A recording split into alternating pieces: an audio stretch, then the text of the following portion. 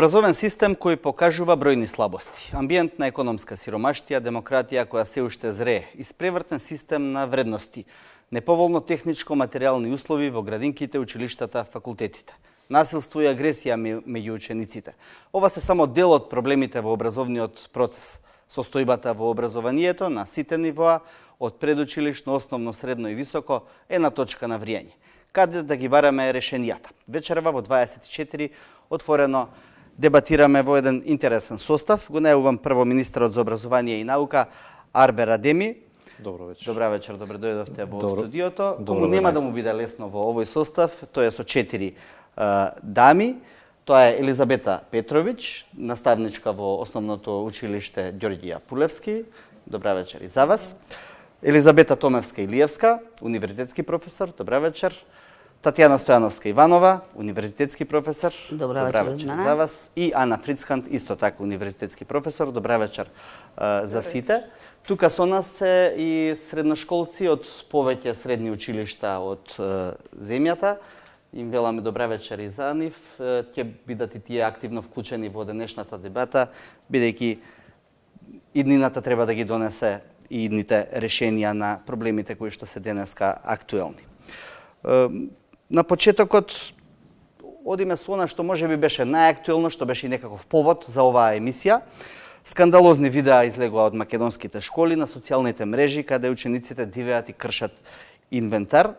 Тоа ја разбранува јавноста, но отвори сериозни прашања за тоа како и каде се воспитуваат нашите деца и што ова може да донесе во однос на идното образование. Во крвава пресметка беше избоден и малолетник, исто така во Скопје, во близина на едно училиште, избодено 12 годишно дете. Изолирани случаи или не, но ја покажаа грдата слика на морално воспитно-образовните пропусти кај младите. Каде е проблемот и како да го решиме? Министре Адеми, вас ќе ви дадам збор. Најпрви, уште еднаш ви благодарам на поканата. За прв пат учествувам во вашата емисија, но денешнава емисија уште е позначајна за мене, бидејќи е посветена на теми поврзани со состојбите и перспективите на националниот образовен систем, а секако дека образованието секогаш е актуелна тема и секогаш има нешто што да се каже и да се слушне. Кога сме кај прашањето, конкретно, дозволете да истакнам дека осудувам било какво девијантно однесување, постапување или поведение од страна на учениците во и надвор од училиштата. Секако дека целта на воспитно-образовниот процес е сосема друго и нема оправдување за такво однесување, за кои ние бевме информирани од видеоматеријалите споделени преку социјалните мрежи и навистина сум згрозен. Ќе се согласите дека тој проблем е повеќе слоен, дека веројатно не се виновни за тоа ниту само децата, ниту само наставниците во односното училиште, туку верувам системот. дека во непријатна ситуација и непријатно чувство имат и самите ученици кои се протагонисти на тие видеоматеријалите, но и нивните родители, и секако дека очекувам дека училиштата ќе превземат конкретни педагошки мерки, а евентуално и други мерки од некоја друга казнена природа. Министерството за образование и наука секако дека е одговорна во делот на креирање на политики, но училиштата и менаџментите на училиштата се на првата линија на фронтот со соочување со вакви појави и затоа не бадијала, не за џабе сме максимално посветени да ги зајакнеме кадровските капацитети во рамки на училиштата, вклучително зајакнување на стручните служби, ангажирање на педагози, психолози, социолози, стручни социјални работници, бидејќи тие се првата алка во рамки на нашиот заеднички механизам кој се справуваат со ваквите појави. Тие секако забележуваат оштетување на мебелот, на инвентарот, повреди на ученици и така натаму и реагираат и реагирале до сега и Министерството за образование и наука им стои на располагање ако имат потреба за поддршка, помош или советување, но секако и други институции, како што е Државен просветен инспекторат, кои веќе реагирале по однос на последниве инциденти, појави и однесувања, поведувања, и други институции, како што е Министерството за труд и социјална политика, Министерството за внатрешни работи и така натаму. Можеби ова е Благодарам, но цената. тоа се пред се и би биле мерки кои што се од казнено репресивен карактер и прашање е дали тие можат да го решат коренот на проблемот, затоа тука да им дадеме малку збор и на професорките, па ќе продолжиме, се разбира, во текот на дебатата, ќе видиме. Професорке Стојановска, појавата е сериозно изразена, каде е коренот и кон каде треба да стремиме во овој воспитно-образовен процес? Еден специфичен социолошки феномен, посебен облик на девијација, едно од клучните социолошки прашања, кој што е, да речем, на пиедестал на значајните прашања, е зашто во ерата на глобализација, интернет, во ерата кога општествата одат со рапидно, прогресивно се развиваат, насилството како посебна социопатолошка појава не само што не го губи здивото со времењето, напротив, се повеќе се етаблира. Јас велам, оваа транзиција прво ние ја боледуваме повеќе од 30 години, што болест да беше ќе измислевме лек. Напротив, значи една од причините токму е самиот општествен контекст. Но не можеме ние како да речеме како посебен феномен да го ставиме акцентот само на едно нешто, дека само образованието или само образовните институции, воспитно-образовните се клучат. Напротив, ние правевме една лонгитудинална студија, едно лонгитудинално истражување со моите почитувани колешки Томевски, Илиевски и Фрицкант. Од тука излезе книгата за булинг, насилство во училиште. Фрапантни се резултатите. Секој дека семејството е едно од клучните фактори, колку да звучи марксистички, некогаш ме опоменуваат, меѓутоа јас тоа го велам. И тоа ни се покажа. Дека во семејства, каде што има одреден вид на насилство, или каде што насилството не се толерира, се смета како добро правилно однесување, од таму произликуваат грото на насилниците. Исто така, онаму каде што во рамките на воспитно-образовните институции не навремено се реагира и не се работи паралелно и со насилникот, но и со жртвата. Последиците се страшни. А да не говорам, не случајно споменав, дека живееме во ерата на масовните медиуми. Што се, извинете, ние се наоѓаме во телевизија, но што се дава и се продуцира. Прво, благодарно што конечно се посвети внимание на ваква тема, бидејќи обично се става се под тепих, ќе се крене еден вид на морална паника, кога имаме некој проблем и потоа се заборава. Масовните медиуми даваат содржини кои што се неприкладни за учениците. Масовните омилена детска серија, знаете која е? Децата омилен филм, Некоја си долина на волците. Да не зборувам колку малку емисии од културата кои што нивки ги надградат и оплотат. Значи не можеме ние да ставиме само акцент на едно нешто. Јас ќе го цитирам и зошто го правим ова и зошто треба да се бориме, она што спомена министерот. Ќе завршам со цитатот на Мартин Лутер Кинг, дека идните поколенија нема да судат на насилството и злото што го прават лошите луѓе. Напротив, на молкот на добрите. Ова што сите ние треба да го направиме е за да после 15-20 години, кога овие генерации ќе пораснат, нашиот внатрешен судија, нашата морална внатрешна судија совеста, да ни биде мирна, дека нешто сме направиле за тие генерации, бидејќи не смееме да изгубиме ниту една генерација. Фрицкант? Па, апсолутно и јас се надоврзувам на комплексноста на феноменот. Прво, психолошки, ако погледнете, морате да појдете од самиот поединец. Зошто токму одредени поединци учествуваат во различни форми на насилно и агресивно однесување, а некои други не. Значи, апсолутно, за да се разреши и да се превенира еден ваков комплексен феномен, мора да ги земете предвид сите фактори кои што го предизвикуваат. Значи, и самиот поединец, и семејството за кое што веќе стана збор. Училишната клима, не може да се амнестираат училиштата секако. Така што, колку е таа безбедна, како ја прецепираат учениците, дали се среќни таму, дали се задоволни во своето училиште, дали се чувствуваат безбедни. Какви им се вртничките интеракции?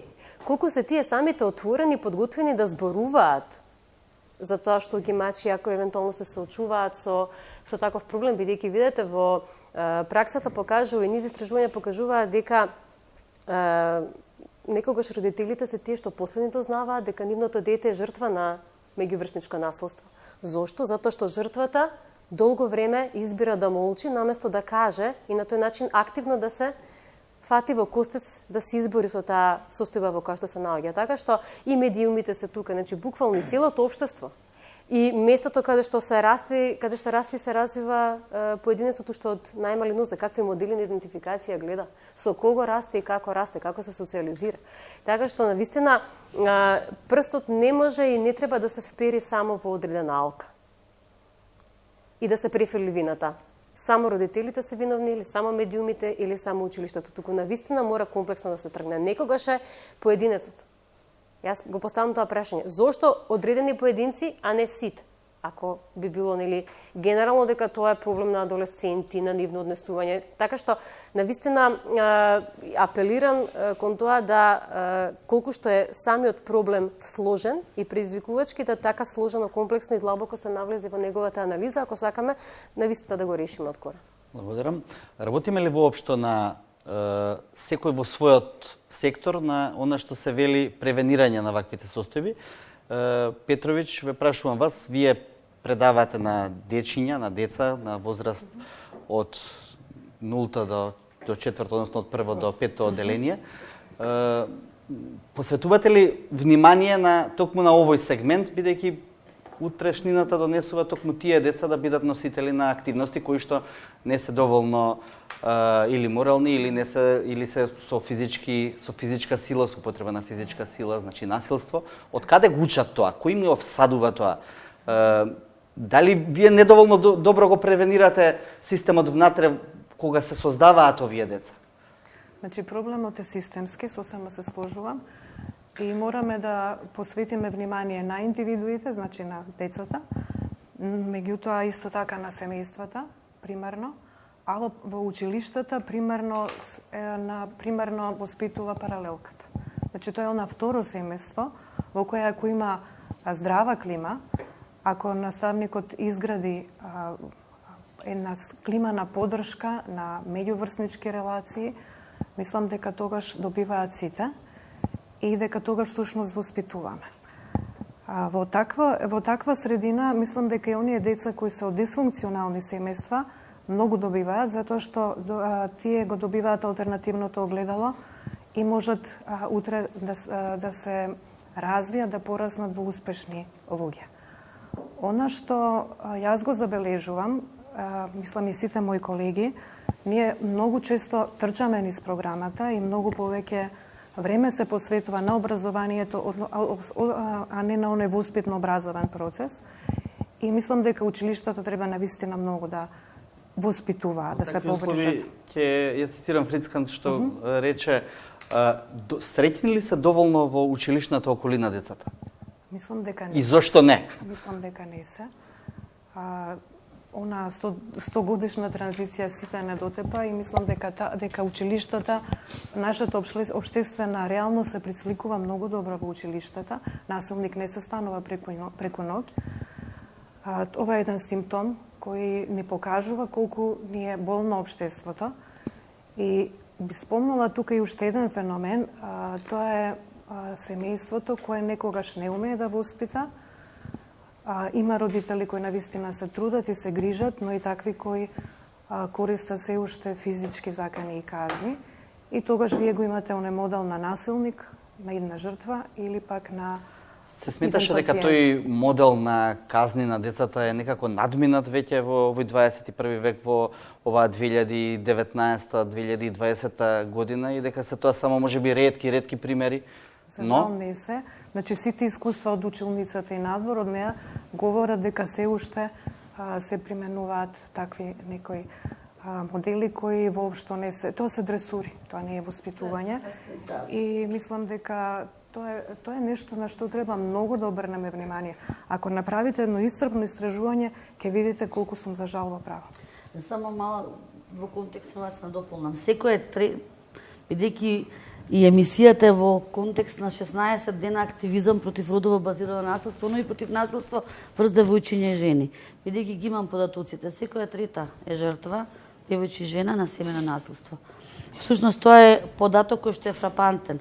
Значи, ако како модел на однесување, оно што велиме, го усвои дека треба да трпи насилство и дека е нормално и да биде жртва, таа нема ни да го пријави. А поготово е фрапантно во помалите средини. Затоа што имавме случаи каде што, кога разговаравме, велат самите родители, знаете како мала средина сме, девојче да не биде етикетирано, да не биде обележано, и не го пријавуваат. А последиците се страшни. Повелете, сакавте да поставите некое прашање или да искоментирате одреден сегмент? Па да, би сакала да се вратам малку наназад, кога спомнавме нели за насилството. Потполно се согласувам дека многу различни работи нели влијаат на девијантното однесување, меѓутоа сепак ова се случува на училиште, каде што професорите треба да бидат таму, педагогот треба да биде таму, психологот треба да биде таму. Каде биле професорите во овој момент и каде се всушност, нели? Какви се нивните познавања во овој? Благодарам. Може министерот прво да се вклучи, бидејќи примарно е кон вас насочено. Веќе истакнав дека на првата линија на фронтот, првата алка на овој наш заеднички механизам кој се справува со вакви девијантни појави и однесувања се самите стручните служби, менаџментите на училиштата, класните раководители и така натаму, и тие ги пријавуваат ваквите случаеви. И секако дека ние сме заинтересирани истите појави да се превенират, а не и истите да бидат и да имат некоја правна завршница. Секако дека треба да имат правна завршница и од тоа зависи ефективноста и ефикасноста на еден систем во справување со ваквите појави. Но сепак јас велам дека на еден или на друг начин треба да ја платиме и цената на развојот на технологијата и интернетот покрај огромните придобивки што ги имаме. Сега е навистина е лесно да споделуваме фотки, слики, видео снимки и така натаму, и за жал понекогаш служат за потикнување на повторување на тоа поднесување. И трагично е ако би дале поддршка или би го прифатиле тоа како предизвик. Тоа значи дека имаме многу работа. Не само институциите на системот, не само владата, туку и самите училишта, самите наставници, самите директори, но и секое едно семејство, бидејќи таму се стекнува со базични, основни човекови, етички и морални вредности, но и одговорност да се почитува тоа што е пишано и не пишано.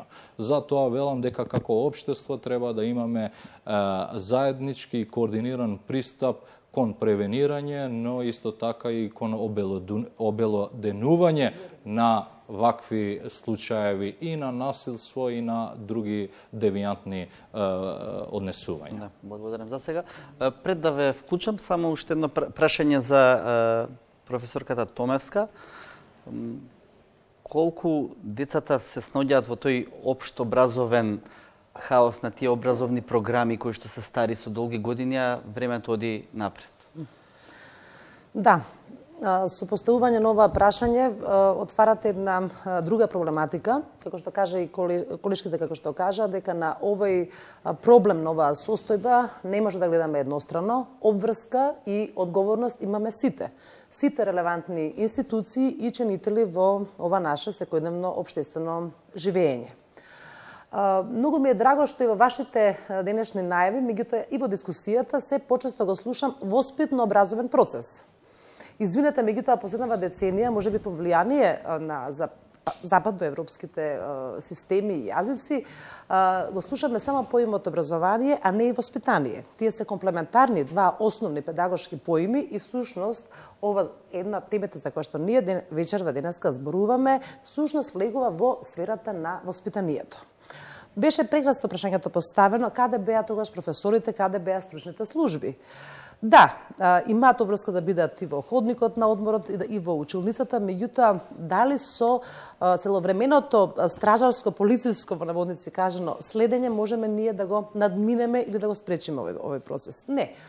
Одговорот веројатно е дека треба да се работи, како што каже и министерот, на превенирање, да не дојде до ваков вид на однесување меѓу врсниците, меѓутоа превенирање на насилното однесување и меѓу возрастните и децата и младите.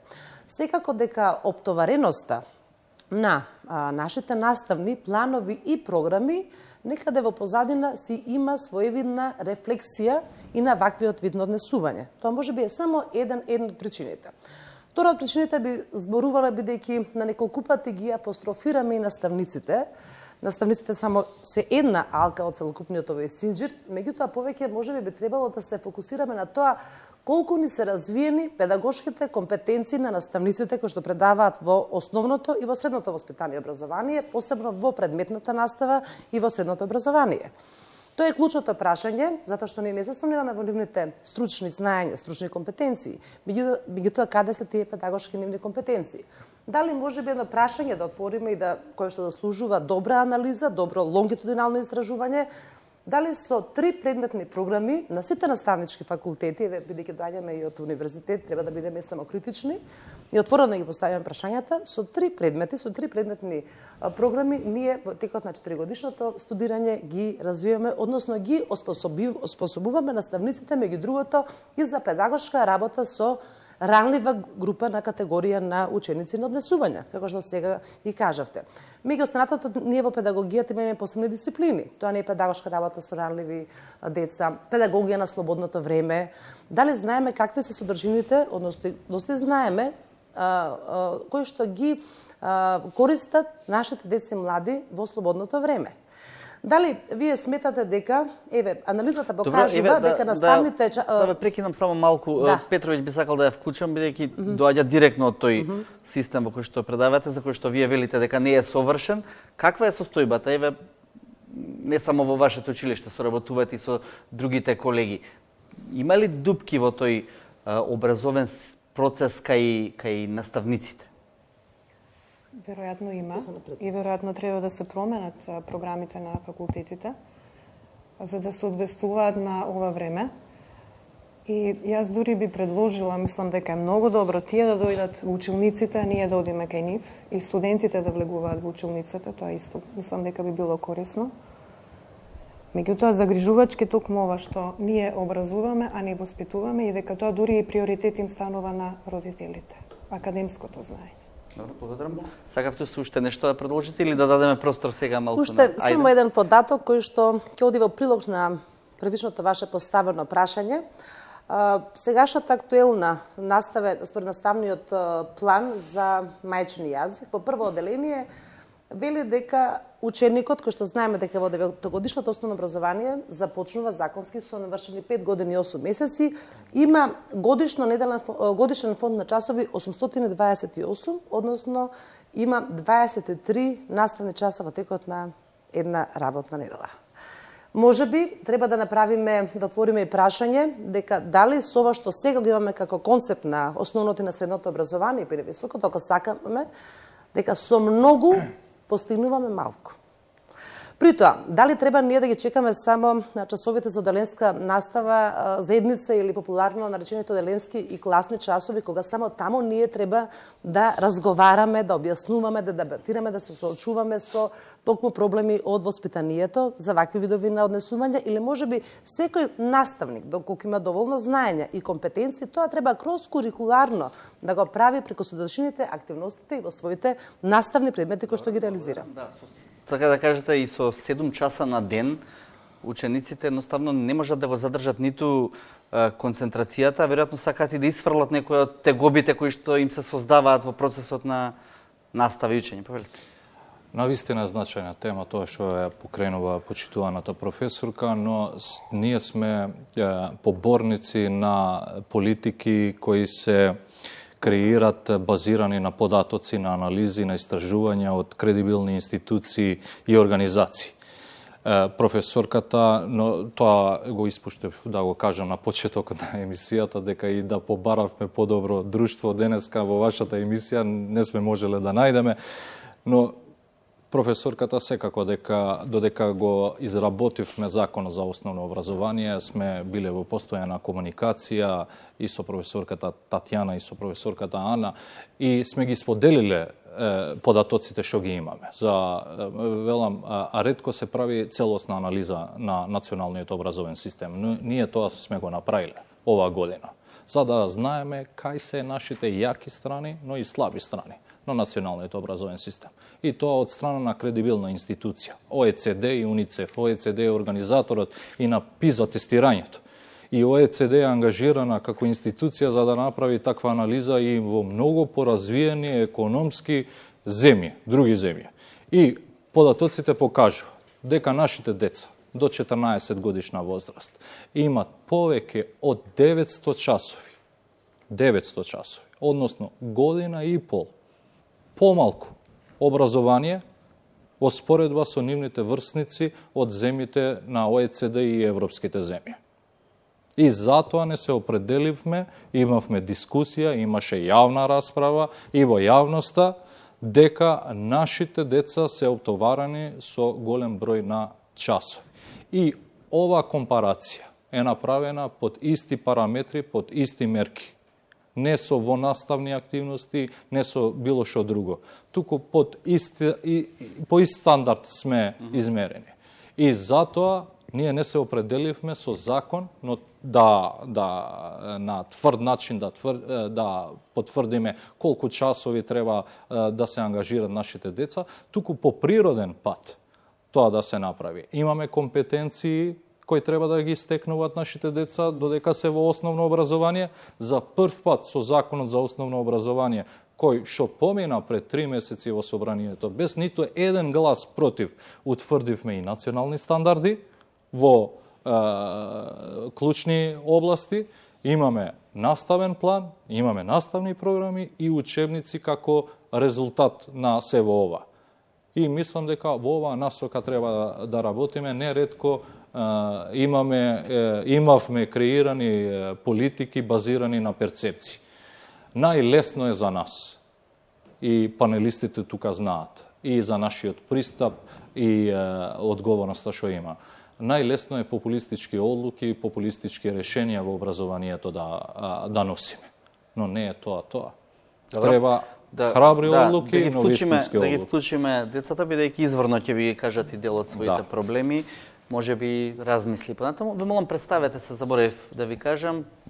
Сакате да продолжите вие или...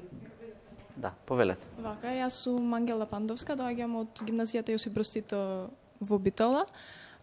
Ние сме генерација која во 9 оделение ја фати програмата Кембридж. На некој начин ние го повторувавме 8 оделение и ни направи бариера помеѓу 9 оделение и прва година, каде професорите нема доволно разбирање код нас, дека ние тоа што го учевме во прва година сосем ни беше нова, не ни беше нешто познато веќе од претходно учените години. Затоа што од 8 оделение ние учевме стара програма која ни беше баш на наша возраст, што можеме да ја сватиме, а веќе со воведувањето на Кембридж програмата веќе ни се повторува некои работи и немаше доволно објаснување.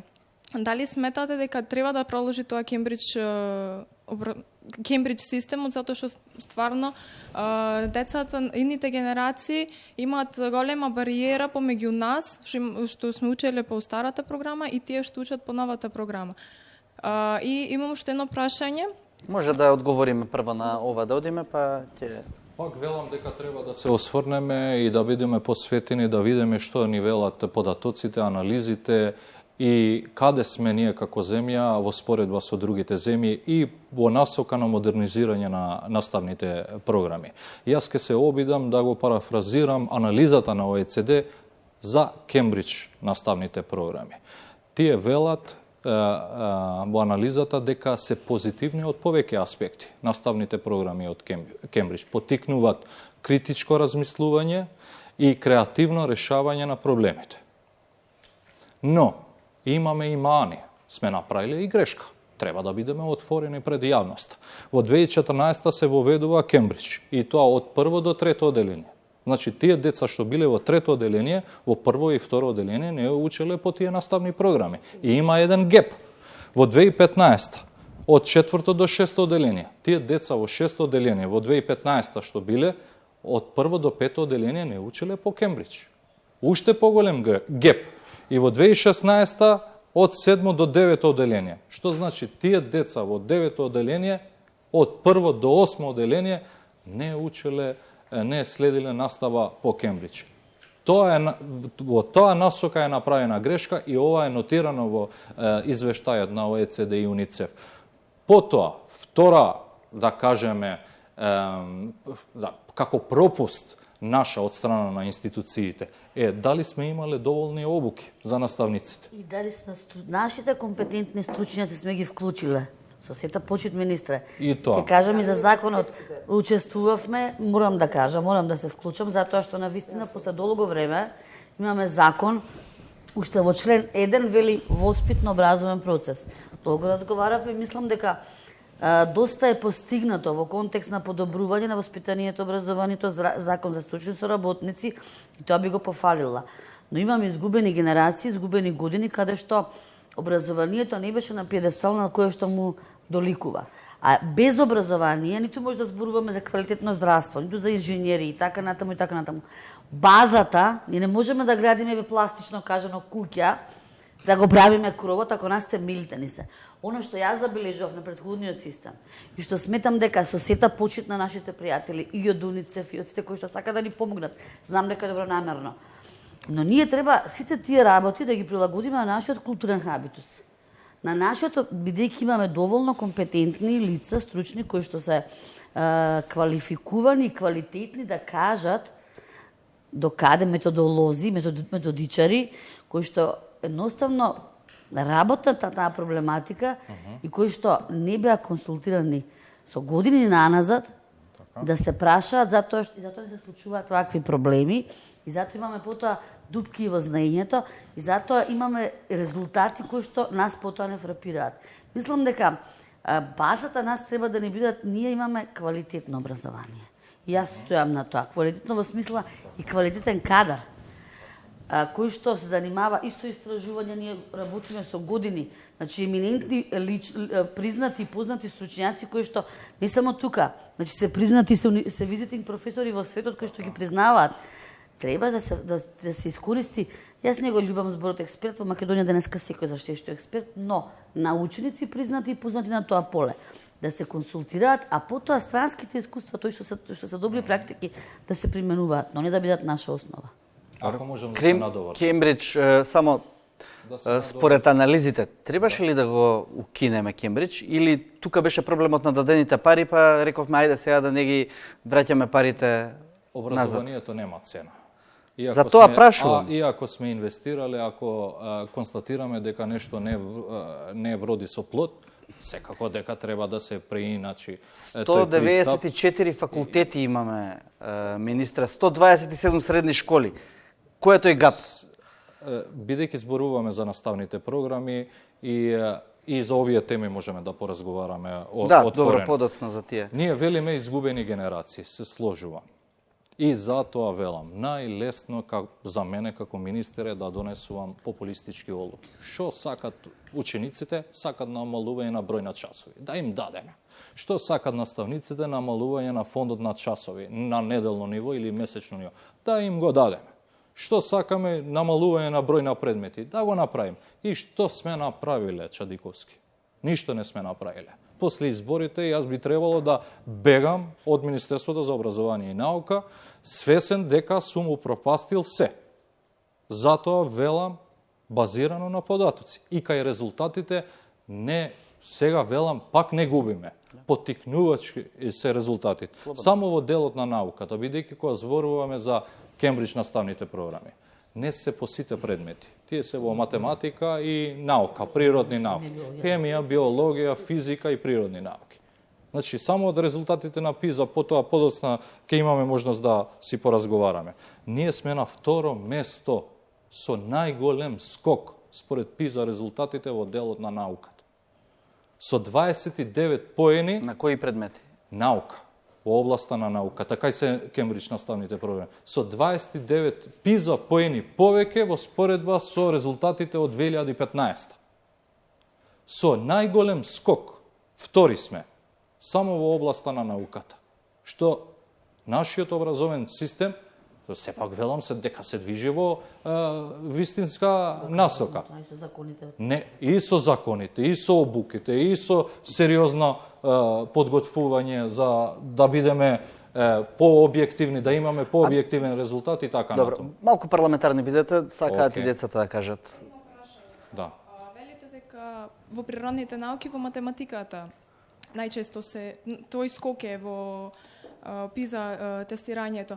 Но зошто прводеленци, не мора прводеленци, од прво до четврто деление учат физика и хемија, што воопшто нема врска со нивниот наставен програм и не може да ги сватат тие дефиниции што се напишани во учебникот. Многу потешко му оди на тие ученици отколку нас да ги учиме, например, Њутоновите закони, да учиме нешто поврзано со физика, со хемија. Не се доволно обучени наставниците од прво до петто оделение и затоа предават предмети и наставни програми што воопшто немаат врска. Се случува во основно оделение еден професор да предава два предмети што немаат врска едно од друго. За едниот има диплома за завршено такво ниво, а за другиот предмет нема. И како може во два различни области да предава еден професор и да очекувате високи резултати во образованието? Дека имаме подобри резултати, тоа е непобиен факт. Значи, може би ќе имаме време да дискутираме за тоа. Дали сме на задоволувачко ниво? Не сме. Пак ќе повторам, и тоа ќе го повторам. Каков кадар ќе се ангажира, секако дека законските решенија предвидуваат дека соодветен кадар треба да се ангажира. Тој што не е соодветен, не му е местото на образовна институција, на основно и средно училиште. Дали ни требат обуки за наставници? Секако дека да, без оглед на тоа за какви наставни програми разговараме, за било каква промена.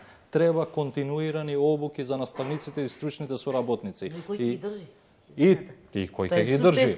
Критериуми дефинирани прецизно, кристално чисти. Кој ќе ги држи тие обуки? Треба кредибилни луѓе, кредибилни институции.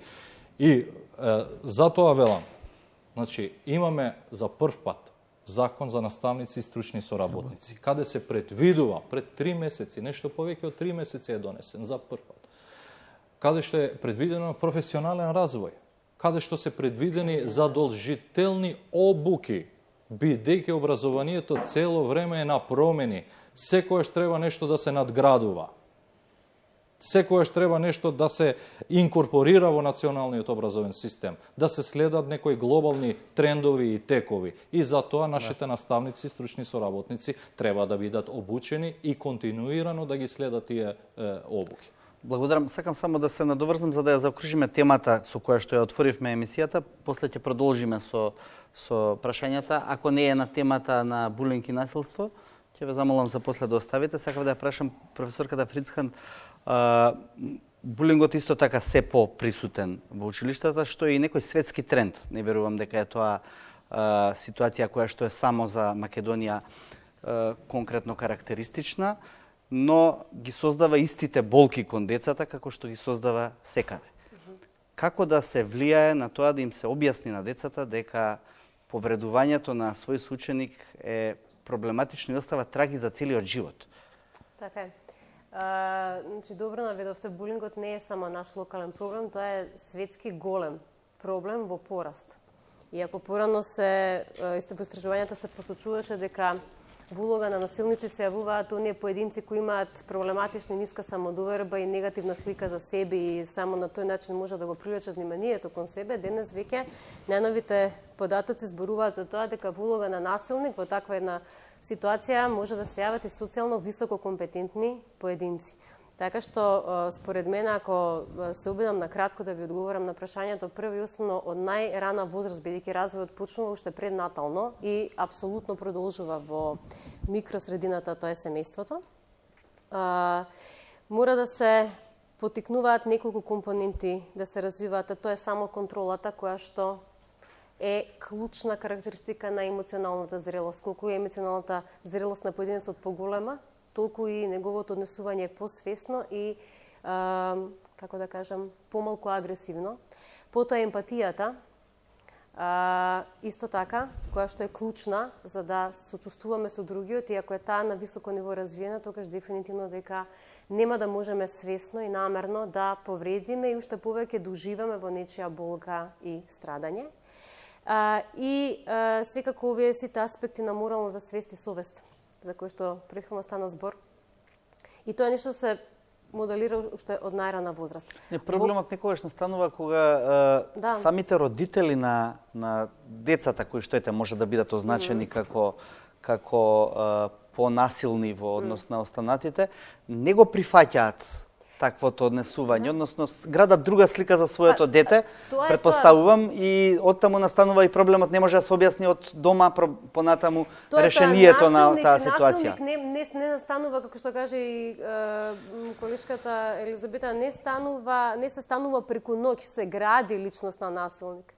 И во суштина, ако вие растете во дисфункционално семејство или ако растете со премногу попустливи или незаинтересирани родители, апсолутно дека тогаш многу работи ќе мислите дека се дозволени, дека можете да ги правите. Уште повеќе, ако тука како варијабла ги внесете и медиумите, односно социјалните мрежи, каде што таквиот начин на однесување е популарен и привлекува многу внимание или многу лајкови и следбеници, тогаш вие добивате порака и од општествената средина дека ако вака се однесувам, тогаш ќе бидам популарен и тоа ми оди во прилог.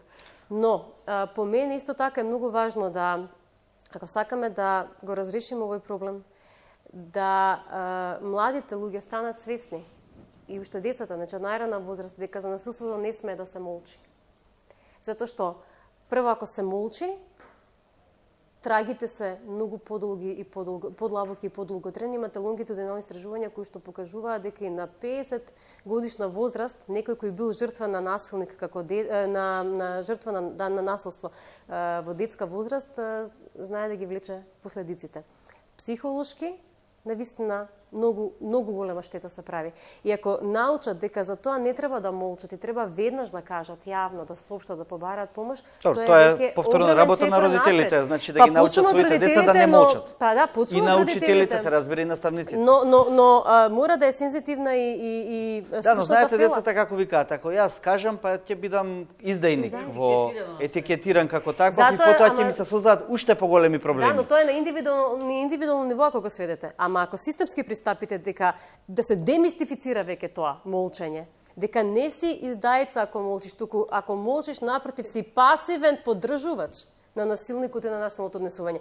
Тој шифт ментален треба да се направи за да на сите им биде јасно. Оти ако вие го сведете на ниво на поединец, да, зошто поединецот би реагирал, не сака да биде издајца, не сака тој да биде утре следна жртва. Затоа мора системски да се приде. И да, во семејствата секој родител со своето дете, меѓутоа и во училиштата системски, значи од најрана возраст. Оно што исто така да се надоврзам само на колешката, оно што ни се покажа на секој истражувањата како нешто дека мощно значено е оно што кажавме, некогаш се случува опресирањето опресира. Ако во семејството е жртва, тој тогаш сака да го покаже својата да исполи својата агресија, тогаш тој малтретира друг свој соученик. Но оно што е пострашно, оно што го споменавте ви во најавата, тоа е таа морална ерозија и морална криза која што за жал во нашиот вредносен систем постои. Затоа што се изгубија вредностите од типот на пријателство, алтруизам и космополитизам. Се гаи индивидуализмот. Како дознавме ние за сите овие случаи? Кај средношколците? Преку снимките. Зошто, додека се случувал тој немил настан, тепачка меѓу соученичките, место да снимаат, не повикале помош. Како дознавме за инцидентот во аеродром? Замислете директор на училиште да каже, потоа беше сменет, но да каже дека тоа било детска игра, фрлаат соученичка своја низ прозор. Ве молам, какви се тие игри? Девојчето е со повреди. Како дознавме исто преку снимка? Зошто не се повика тоа? Она што ви го спомна претходно ученичката. Значи, ние треба да ги јакнеме вистинските вредности, да препозна, да се тргне настрана на тој индивидуализам, пријателството, позитивните морални вредности мора да ги всадиме уште од најрана возраст, за да тој не биде егоист и да гледа ова, ќе кажам пластично, сеир од страна, да се тргне од се, ги оснима тоа. Не треба да повика помош. Да ги бидејќи ако критичкиот став апсолутно кај многу е битен и тој е како клучен. За тема? Да. Добро, само нагоре микрофонот за темава има прашање. Колешката, представете се, само ме молам, минатиот пат не се представи. Јас сум Милена Тодорова. Би сакала да кажам за децата кои стојат од страна и само снимаат и не превземаат никакви мерки. Па добро, погледнете од друга перспектива, доколку тие отидат и повикаат помош, си изјаснат пред професор или кажат на нивните дома, не сметате дека потоа насилството не би било врз другата личност, туку било врз нив поради тоа што тие се нели издајци, го прекинале моментот. Тоа што говореше колешката Фрицка не е издajник. Тогаш навистина така може да се толкува. Вие сте соучесник со тоа што го снимате. Меѓутоа, јас го сметам истото, нели? Јас мислам на тој начин како што размислувате вие, меѓутоа како ќе превземеме мерки, како ќе го прекинеме тој процес? Ќе се работи на Само со превенција и едукација, уште од најрана возраст. И само контрола, клучно. Не ви ќе каже Неразвиена професорката Елизавета, ние самоконтрола. ќе вршиме едукација за превенција. Овие 2 години, ако дозволувате само во контекст на ова што го зборувате, во рамките на професионалниот развој на наставниците од одделенска, предметна и средно професори од средно воспитание и образование имаме опфатено до сега 2000 учесници на семинарите кои што имаат наслов превенирање на наsilното однесување меѓу учениците во основните и во средните училишта. Опфатени се наставниците, стручните тимови, директорите, меѓутоа сега веќе ги интегрираме и представниците од по еден представник од советите за родители. Да, тоа го почнавме со општината Гевгелија. Важно е дека на оваа проблематика прво мора да се пристапи и мултидисциплинарно. И од педагошки, психолошки, социолошки, правни аспекти, меѓутоа и од областа на безбедноста. Имаме ние ситуација како што ви имате некој страв, непознаница како да се реагира во конкретна ситуација, верувате дека тоа го имаат и возрастните и наставниците. Односно, она што претходно го кажа и министерот, потребна е национална стратегија, меѓутоа и изготвување на протоколи. Како вие да се однесувате во дадена ситуација. Ние свесни сме дека имавме голем број на обуки за разрешување на конфликти, медијација меѓу врсници, безбедни училишта, меѓутоа и покрај тие голем број на обуки се уште имаме информација од истражувањата дека вие како ученици на таа возраст не имаат развиено знање и компетенции и да препознаат и да прават разлика меѓу вербално насилство, физичко, сајбер, психичко и сексуално насилство. Најчесто на кого тоа го кажуваат? Го кажуваат прво на своите врсници, а потоа на некои од професорите, наставниците во кои што имаат најголема доверба и потоа трето рангирани ни се семејствата. И знаете каде се додека нашите претпоставки беа дека најголем дел од тие видови на несакани на насилно однесување ќе се однесуваат или во кафулињата или во јавниот превоз. Нашата хипотеза за жал отиде во еден друг правец дека најголем дел од насилствата ни се случуваат во најзаштитената просторија, а тоа е училницата во училиштата, за време на малите и на големите одмори, бидејќи тука се чувствуваат најбезбедно. Резултираат со претходна пресметка на социјалните мрежи и тука е еден од аспектите. Меѓутоа, и кога се кажува на семејствата, поточно се потенцира во помалите средини, како што кажа претходно и колешката Татјана, дел од родителите не сака да говорат, да го ставиме овој проблем под тепи, бидејќи ќе бидеме етикетирани, а и кога се пријавуваат во МВР, во сектора за превенција, многу пати не го кажуваат својот идентитет. А ако немаат идентитет, споделено не можат и да пристапат на терен. Спомнавте дека професорите одат на обуки, конкретно нели за оваа тема, за булинг, меѓутоа колку тоа тие го применуваат, тоа што одат на обуки, колку тоа го применуваат во самата училна и со децата? Обуките, се рековме, 2000 професори до сега опфатени за стручни служби, а ги има уште 100 пати повеќе, затоа што ние во 9 општини до сега сме вршили на дел од професорите и индивидуално. Веќе имаме општини каде што, како што се општине Готиново, Ландово, Гевгелија, Кавадарец и општини кои што и во нивните, бидејќи имаат можност нели за во рамките на курикулумот 20% да внесат од локалниот, го внесуваат затоа што веќе дел од нив на терен се соочиле тоа и реагираат согласно препораките и стандардите. Односно, препознале и почнуваат да работат и со жртвите. Ние не измислуваме топла вода. Како што кажавме, добрите европски практики треба да ги примениме на нашето културно поднебие и да работиме на превенција. Јас стојам на онаа старата, подобро да се спречи отколку да се лечи.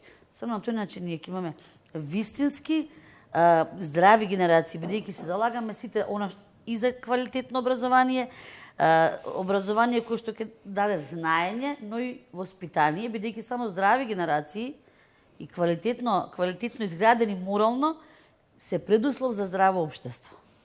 Добро, сакавте министре да додадете нешто само кусовемо? Кусо, вака антисоцијално, асоцијално однесување и така натаму и кои педагошки мерки треба да се превземат од страна на училиштата. Сето ова прашање и постапката е адресирано и во Законот за основно образование. Ние сме на постапка на донесување на подзаконски акт каде што на подетален начин се операционализираат тие законски норми и баш овие последниве инциденти и случувања не потикнуваат уште подлабински да размислиме и од сајбер аспект, снимкиве и така натаму, истите да се предвидат во тој подзаконски акт, кој очекувам до крајот на неделата или најдоцна следната недела ќе се донесе од наша страна, но за прв пат како новина во Законот за основно образование е предвидено дека директорот на училиштето формира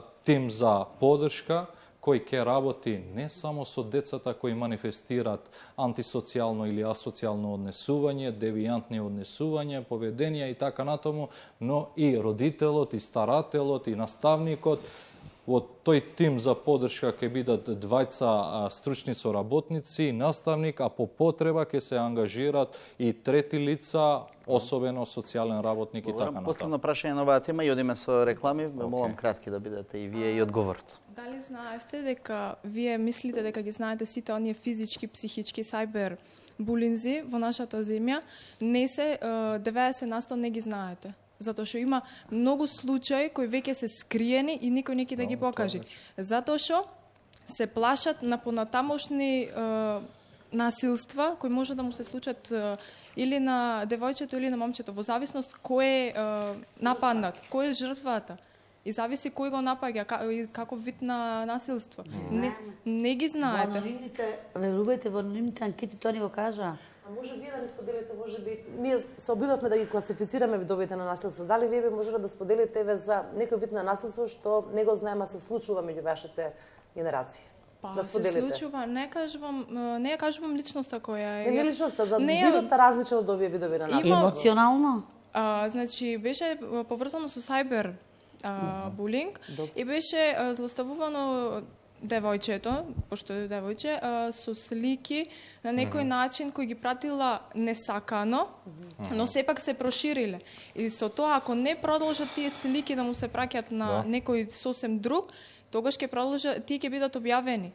Или на социјални мрежи, или во малото ќе бидат залепени, или не знам, ќе бидат продолжени. Нема тоа да се спречи. Закана. Шадиковски, само ако дозволете во оваа насока, во овој нацрт правилник што реков треба да го донесеме кога сме кај педагошкиве мерки, една од прашањата кои размислуваме да се третира е објавување на материјали по електронски пат или на друг начин со цел повреда на честа, достоинството и угледот на друга личност.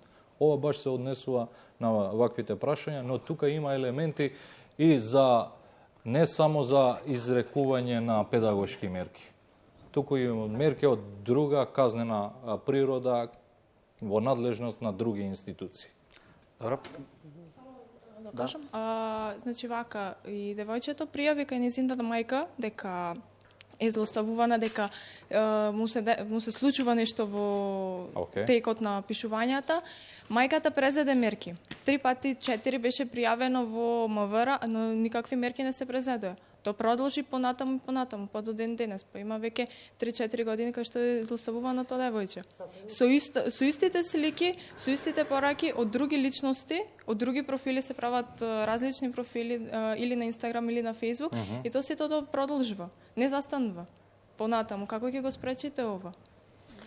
Не, институциите... Ова е прашање секако и за МВР, бидејќи сајбер криминалот претпоставувам дека најтешко се го откриваат и тоа е прашање за некоја, претпоставувам, друга емисија, бидејќи вие не би можеле да навлезете во тој сегмент, но секако мора да се реши. Тука повикувам реклами и се враќаме во студиото. Повторно во студиото на Телевизија 24 на тема образование разговараме со нашите соговорници од факултетите, од основните, средните училишта и министерот Адеми. Македонија беше повторно меѓу најлошо рангираните во неколку клучни категории кои ги оценува ПИСА студијата: читање, математика и наука. Да.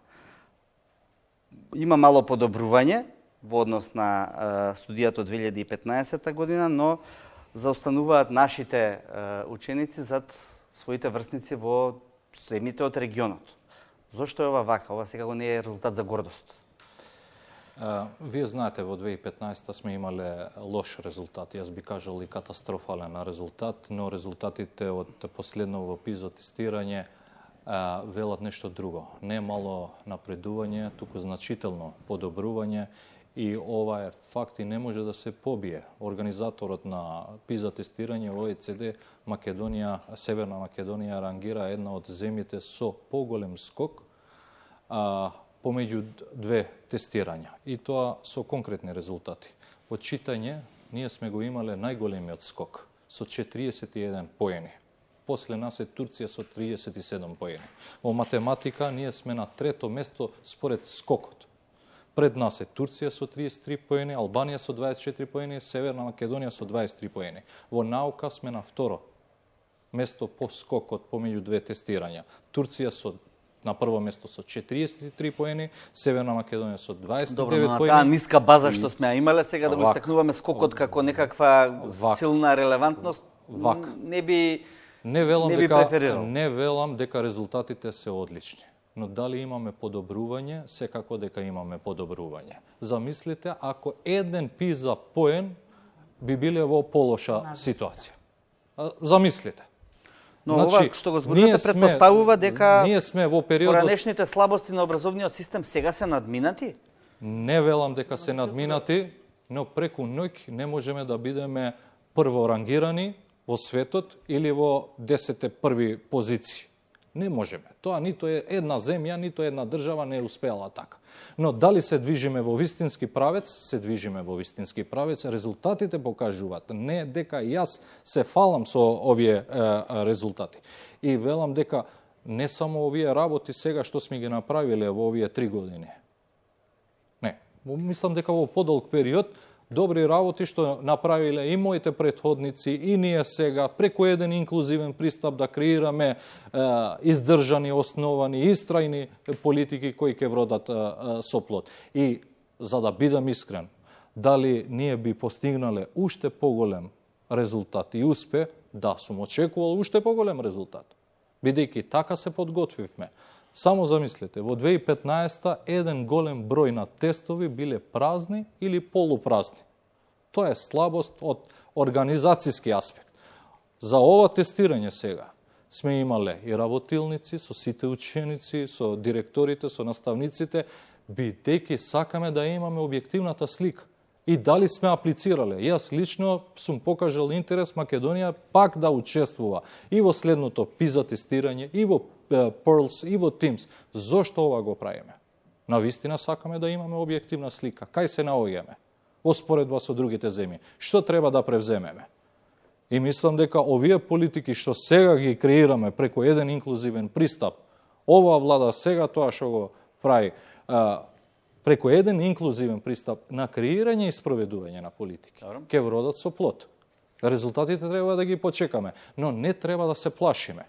И затоа, можеби некој друг во мојата позиција не би треба да го менува покажал. начинот на работа наставниците, министерството, школите, директорите За или овој учениците, резултат, за да се подобрат резултатите. сите треба да се ангажират.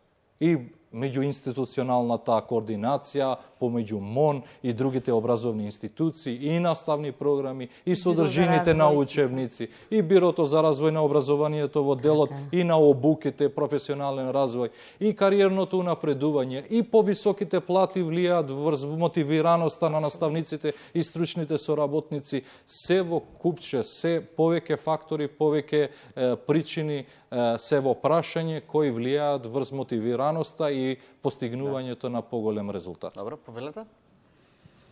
Најпрво, сакам да кажам дека во 2015 година ние сме рангирани на 68-то место од 72 држави на PISA тестирањето. Тоа е 4-то место позади.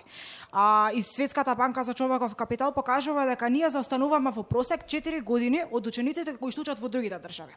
Тоа е за 2015 година. Добро. Моментално на ова PISA тестирање се наоѓаме на 68-то место од 79 држави. Ја знаеме вашата фамозна изјава дека имаме скок во образованието, но дали не сметате дека едноставно на таа листа се додадени плюс држави, затоа што во 2015 има 72, а моментално има 79. Ние всушност не имаме некаков скок, туку едноставно се додадени држави на таа листа кои што се наоѓаат, на пример, една од државите е Доминиканската република, Косово. Ние треба да правиме напредок во однос на некои други држави отколку на некои држави кои што се, на пример, во Африка. Така, јас кога реков имаме еден од најголем скок, не спомнав позиција во рангирањето. Спомнав поени. Кои поени сме ги постигнале во 2015, во 2000-та и кои поени, PISA поени сме ги постигнале оваа година. И во поени. Само да ве коригирам. Во 2015 на 68 место по математика, на 69-то место во конкуренција со 72 држави. Буквално на дното. Буквално на дното. А сега покажале интерес за тестирање 79 држави, на 62 место сме по природни науки. Природни науки, во најдобро рангирање сме, во најдобра позиција. На 66 место по читање, на 67 место по математика. Кога има повеќе држави, а вие сте уште погоре, значи конкуренцијата уште е поголема. А вие котирате на некоја уште подобра позиција. Тоа значи резултатно споредба и со поените што сме ги постигнале, не велам дека има назадување, туку напротив е значителен напредок кој не велам дека сме постигнале одличен резултат. Имаме многу за работа. Имаме многу за работа. Повелете? Све што кажувате сте Представете се. Јас сум Дорис Христовска и се согласувам со сето тоа што кажувате, но тоа се само информација. Што правиме со праксата? Сепак директно ќе ве прашам, која е целта на нашиот образовен систем кој што во моментов опстојува на нашата територија? Дали целта е во средно образование кога ќе појдат учениците да не ја знаат таблицата, да не знаат да напишат некој просечен состав и да не знаат да читаат тишно на нивниот мајчин јазик? Директно ќе ве прашам, дали е навистина тоа целта? И навистина мислам дека овој целиот проблем не треба да остане во правта која несомнено ќе се крене ако направиме чекор. А времето полека, но сигурно изминува. Време е да ги направиме вистинските чекори за да не дојдеме до оној вистински дебакл. Благодарам на прашањето. Јас ке велам вака. Република Северна Македонија нема поголем ресурс од младите, од човечкиот капитал. И затоа треба да инвестираме во образованието на нашите граѓани. Дали имаме полиња со нафта? Немаме. Дали имаме значајни рудници со злато? Немаме. Дали имаме море? Немаме. Што имаме ние? Со што можеме да бидеме конкурентни на глобалниот пазар? Само со knowledge, со знаење, со иновации, со предприемништво, со наука, со истражување. И затоа треба да инвестираме во квалитетот на националниот образовен систем. И ќе ни треба време за да ги почекаме резултатите. Ова е поттикнувачки резултат. Но дали треба да бидеме задоволни? Не. Секогаш треба да направиме проверка. Една од новините во новиот закон за основно образование и државно тестирање. Зошто го вметнавме, го инкорпориравме во новиот закон за основно образование и не е ориентиран кон казнување на наставниците, стручните соработници. Да, не е ориентиран така. Само да имаме податоци за да ја знаеме состојбата периодично, па зошто да не и секоја година. Каде се наоѓаме ние? Какви политики треба да креираме? Какви активности и мерки треба да превземеме за подобрување на националниот образовен систем? Не треба да се плашиме за да ја знаеме објективната слика. И затоа учествуваме и во меѓународните тестирање, секаде и тука кај нас. Целта не е да произведеме кадар кој ќе биде конкурентен, не само во домашниот пазар, во глобалниот пазар, секаде. И Тогаш каде е затоа- праксата во образованието, претпоставувам ќе ве прашаат тоа децата? Праксата? Јас би прашала каде се вистинските реформи, каде е на вистинската промена во образованието, за да се постигнат тие вистински резултати кои што... Во кој правец? Сакате да зборуваме за деполитизација, департизација, бидејќи едно од прашањата за овој резултат на ПИЗа беше дали нашето образование е политизирано. Ајде, дозволете и за ова тема да разговараме, Чадиковски. Законот за основно точно се тргна некаде да се деполитизира За во однос на избор на прв директори и пат така ние натаму. велиме, за прв пат велиме, кој кадар ќе се вработи, бидејќи од кадарот зависи какви генерации ќе се произведат. За прв пат велиме приоритет при вработување со новиот закон за наставници и стручни соработници. Има тие што имат повисок просек. Потоа велиме приоритет при вработување имат тие лица кои имат повисок степен на образование, имат магистратура завршено, докторски студии и така натаму. Нема веќе ексклузивно право на директорот или на градоначалникот кој ќе биде вработен во одреден предмет или како наставник и како стручен соработник. Сега ова на шега го зборувате или Не, сериозно? Чадиковски, Не можам да ве сватам. Чадиковски, сега ќе ви кажам. Пред 3 месеци е донесен законот. Во септември нели имаме огласи за вработување. Ако сакате ќе ви споделам и порака во Гостивар што се случува. Ми велат, едно девојче аплицирало со 9,7 За привремените вработувања зборувате или за привремените вработувања Не, зборувате ови- или за ти постојаните? Кога ќе се вработиш привремено 2 години, ќе дадеш стручен, полагаш стручен испит, после 2 години добиваш и решение за трајно вработување. Да, сите. И ние велиме, приоритет има. Ако не им се дава приоритет на ваквите луѓе, тие пред судските инстанци ќе ги бранат и ќе ги заштитат нивните интереси. Мислите дека не сме имале притисок за ова законско решение? Секако дека сме имале притисок, но заедно како влада одлучно сакавме. Добро, но деполитизација. добрите кадри веќе си заминаа од државата. Не, така што... не Чадиковски, не. Сега се отвара простор И што треба, повеќе за ама не, партиските. што треба да направиме? Не, Ако добро, велиме дека малку го добрите стави кадри во контекст и на со таа скрстени- партизација која што се случува 30 години во општеството. Чадиковски, дополнително, бидејќи за прв пат, бидејќи често пати суштинските работи, суштинските теми не се третираат во јавност.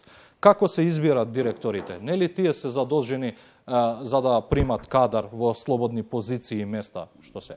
За прв пат ние велиме како министерство не сакаме да имаме член во училишниот одбор. Од 9 члена сега училишниот одбор има 7 члена и градоначалник од општината, не двајца представници, еден представник. И како директор треба да се избере кандидатот кој има мнозинство на гласови. Градоначалникот кај општинските училишта е задолжен во рок од 10 дена да го избере, да го именува како директор на училиштето, тој што има мнозинство гласови. Ако поради една или друга причина го испуштил тој рок, министерот е задолжен. Тој кандидат кој има мнозинство гласови на училишниот одбор. А тројца представници имаме од редот на вработените и тројца представници од редот на родителите чии деца се запишани и следат настава во тоа училиште. И еден од основачот. Значи, апсолутно мнозинство имат тие кои се најзасегнати.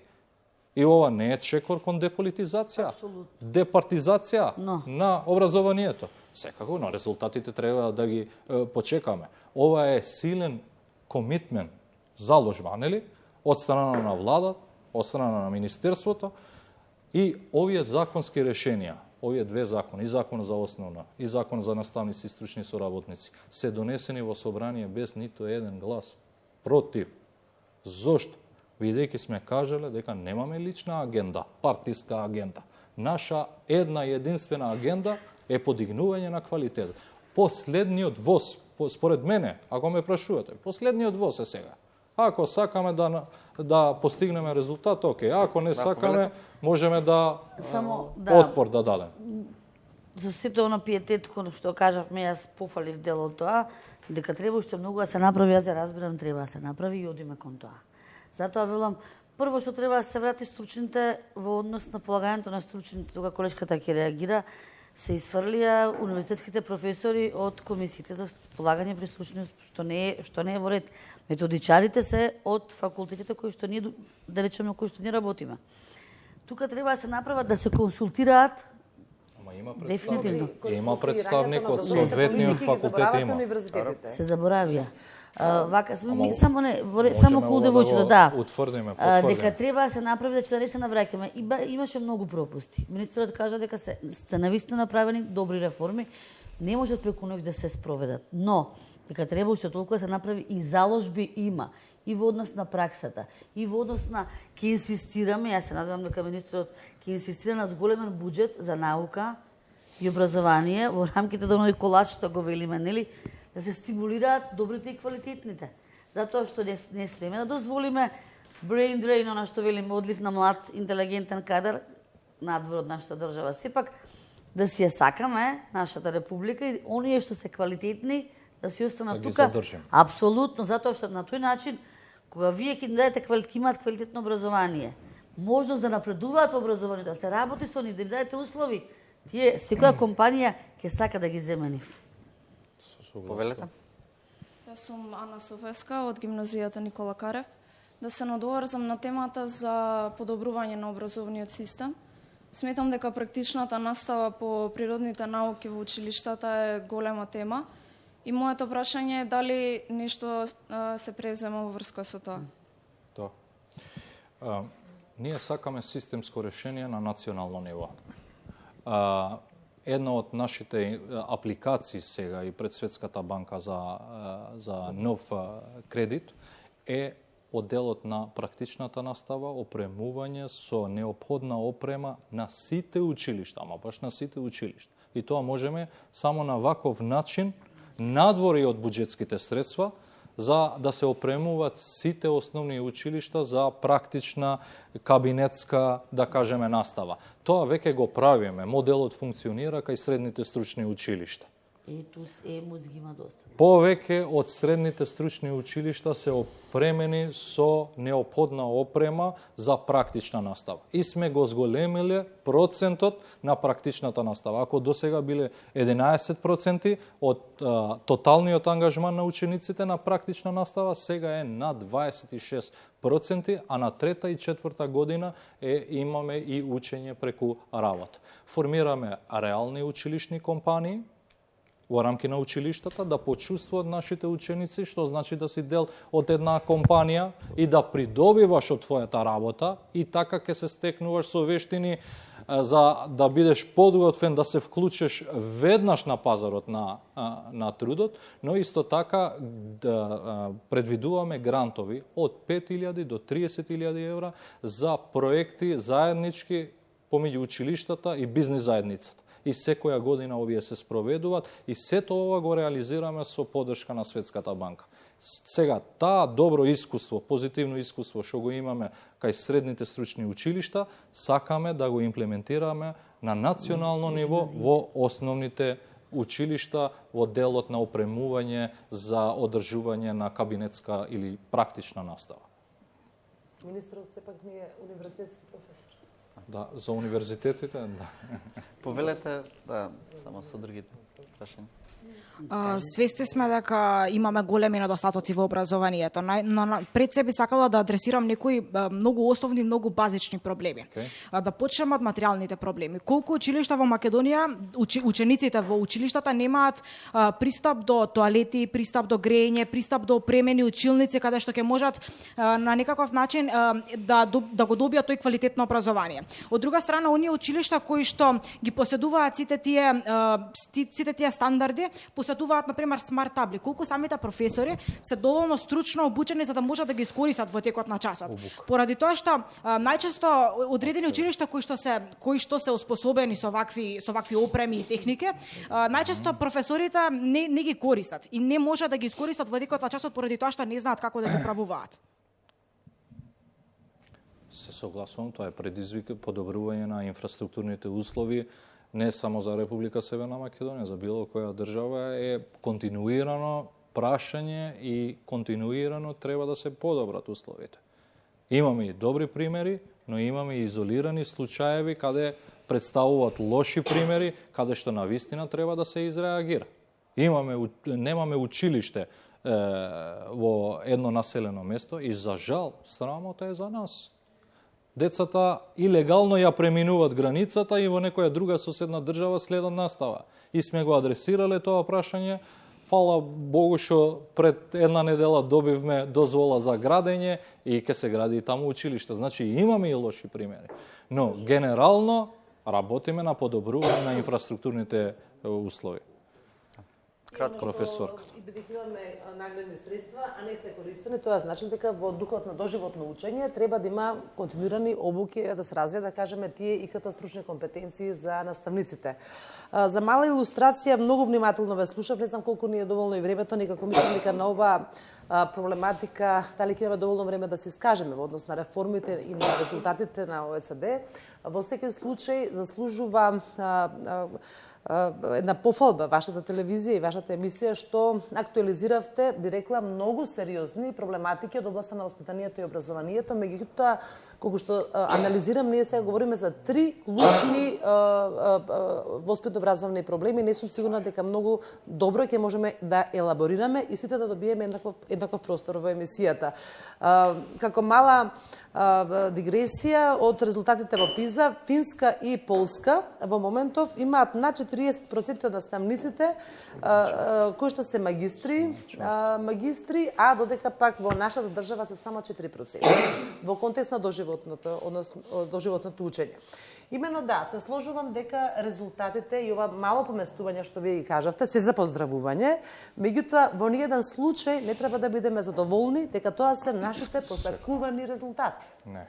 Така е. Посебно, да не заборавиме, како велите вие, со анализи, податоци, резултати, пред фактите и боговите молчат. Ако лонгитудинално направиме еден просек и се вратиме со децении наназад, да видиме какви беа резултатите пред 15-20 години, како се сега на нашите меѓународни тестирања, ќе видиме дека за жал, во нашата држава имаме намалување од година во година.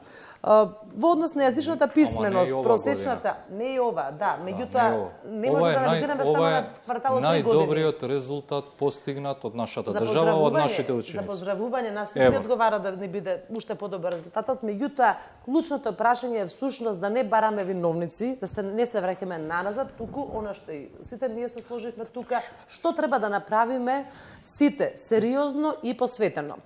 Од ученичките многу баво истакна во однос на природните науки, односно индиректно тоа зборува за некомпатибилност помеѓу нашите воспитно-образовни подсистеми. Зборуваме за некомпатибилност и меѓу предучилишното основно, средно и високо образование. Меѓу другото, кога ќе го спомнеме на сега еден поим реформи, сите сме малку алергични на истиот, учествуваме со, односно го примаме со една недоверба. Апсолутно реформи врз основа на добри анализи, на резултати, меѓутоа и прилагодување на систем на нашиот и образовен, и социјален, и културен аспект. Многу добро беше поставено, нотирано на вашето прашање. Ние треба да се запрашаме пред да започнеме да правиме сериозни реформи, а не ад-хок, парцијални реформи. Дали имаме ние цел, дали знаеме во кој правец треба да оди нашето воспитание и образование.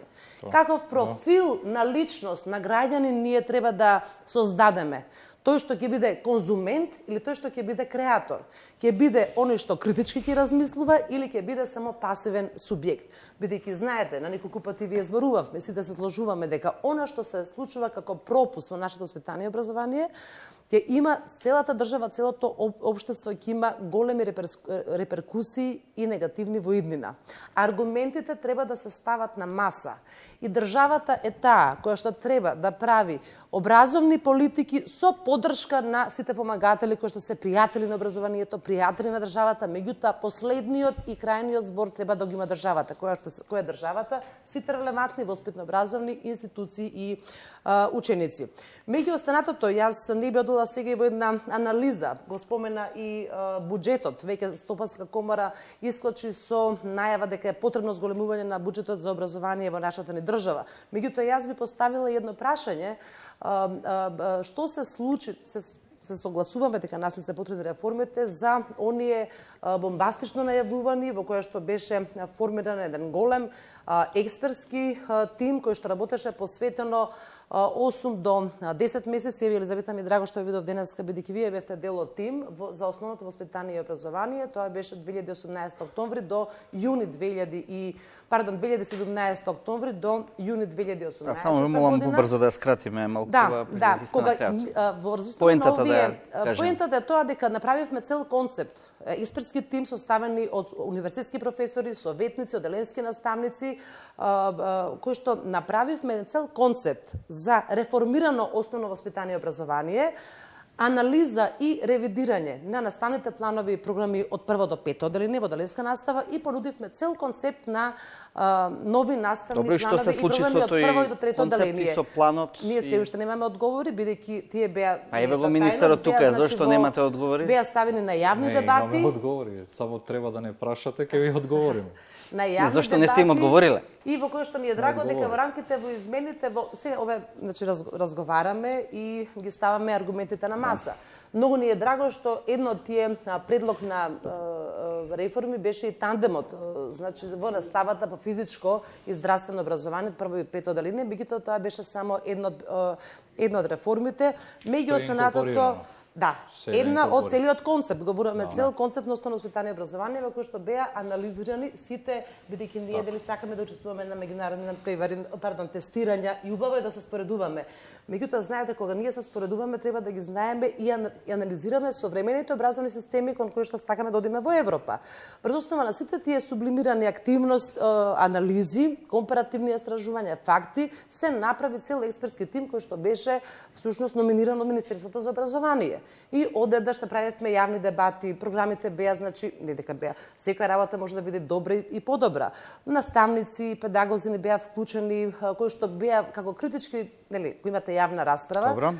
се и критички треба да бидете подготвени кога тоа ќе го целно насочени наставни програми, во кои што е многу важно во однос на резултатите на учењето. Стопиран овој процес на создавање на еве министерот да го прашам. Да ви одговорам. Да. Значи, само не толку екстензивно ќе не, апсолутно ништо не е стопирано, туку динамично и интензивно работиме, особено во делот на основно образование, бидејќи ова беше наменето за децата од прво до трето оделение. Но паралелно на тоа, ние работевме на анализа, сеопфатна, оверол, анализа на националниот образовен систем. И во таа анализа има одговори за ова прашање, за кој верувам, не само што верувам, сигурен сум дека професорката го знае одговорот и од анализата и мојот личен одговор за тоа. Значи, тоа што беше во склоп на тие препораки на ОЕЦД и УНИЦЕФ, ние сме ги инкорпорирале во новиот закон за основно образование. За тие прашања за кои има дилеми, кои не покажале резултати, да кажеме, во некои други земји, во некои држави, треба дополнително да се разгледуваат. Ете, например, намалување на бројот на часови по математика. Сите држави одат во насока кон зголемување на бројот на часови по математика, предлогот беше за намалување. Или спојување на ликовна уметност со музичка уметност. Ликовно образование, музичко образование, да, професорке, јас пред 2-3 недели во Париз бев во конференција на ОЕЦД. Значи, ова беше критикувано таму според сите како пристап. Значи, и не беше препорачливо за земјите тоа да го направат.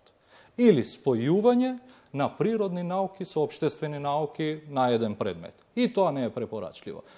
Тоа што беше добро, веќе е инкорпорирано. И заедно со професорките тука, заедно со академската фела, ние сме имали консултации во делот на драфтирање и ревидирање, и разгледување на амандманите, нели, во собрание. Инклузивен пристап и јас да ви кажам право, и јас сум се откажал од некои мои лични идеи. Ете, да кажеме, стручна матура, покрај државната матура, како што е во Германија или Австрија. Тие што се во стручно училиште да полагат стручна матура и да се запишат на високообразовни установи во тие области за кои што завршиле.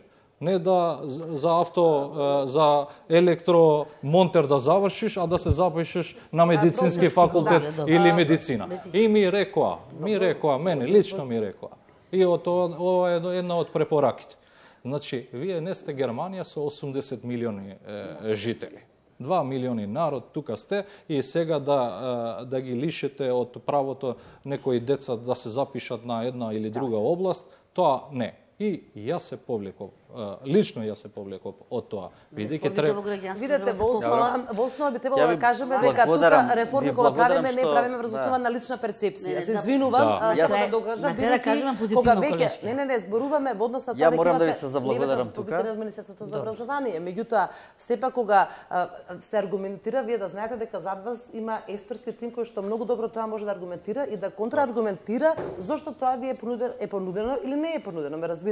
И во крајна линија доволно е да превземеме се од надвор. Ние како држава имаме доволно потенцијал, доволно капацитет, се разбира секогаш со добрите анализи, со добрите пријатели кои што сакаат да ни помогнат, меѓутоа не заборавајте и националното стебло на експерти кои што можат и во функција на подобрување сите работиме. Оваа тема ќе бара уште една емисија, како што и кажавме на паузата и претпоставуваме дека ќе бара суштинска е навистина, но не можеме во овие минути да ја завршиме. Во тој контекст морам да кажам дека се направи крајно квалитетна, да речам, реформа во рамките на граѓанското образование, бидејќи се залагаме да живееме сите во едно граѓанско општество. Почитувани дискутанти, почитувани ученици од средните училишта, ви благодарам што бевте вечерва гости на Телевизија 24. Се надеваме и на некоја следна емисија каде што ќе навлеземе и посуштински и подетално во овие работи што ги загатнавте на крајот. Почитувани гледачи, ви благодарам, останете со програмата на Телевизија 24, следуваат вестите.